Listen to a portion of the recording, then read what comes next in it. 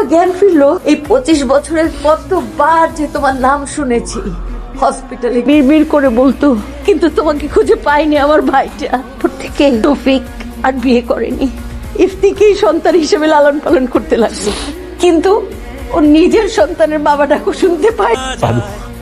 আমি ইচ্ছে করে এমন করে নিয়ে যা মা, আমার যে এইরকম একটা ফুটফুটে মেয়ে আছে এটা তো আমি জানতাম না রে মা। আমাকে একটু বাবা বলে বলবা? আমি আমার পুরোটা জীবন বাবা ছাড়া বড় হয়েছি।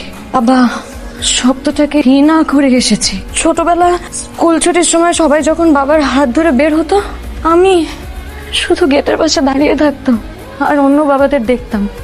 তারপর চুপচাপ আমার মার কাছে এসে জিজ্ঞেস করতাম, আমার বাবাকে কোনোদিন আসবে না? রাতে ঘুমানোর আগে মনে করতাম এই বুঝি আমার বাবা গেটে দাঁড়িয়ে এসে বলবে মা আসছে, কিন্তু দরজাও কোনোদিন খোলে নাই আর আমাদের অপেক্ষাও কোনোদিন শেষ হয় নাই। জানো বাবা এই শব্দটা 25টা বছর ধরে আমার ঠোঁটে আটকে ছিল, কারণ সবাই যখন বাবা বলে ডাকতো আমি চুপ হয়ে থাকতাম, কারণ আমি কাকে বাবা বলে ডাকবো? আমার তো কেউ নাই।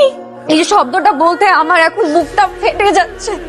মা রে, এই 25 বছরের কান্না তোর আমি ফিরিয়ে দিতে পারবো না মা।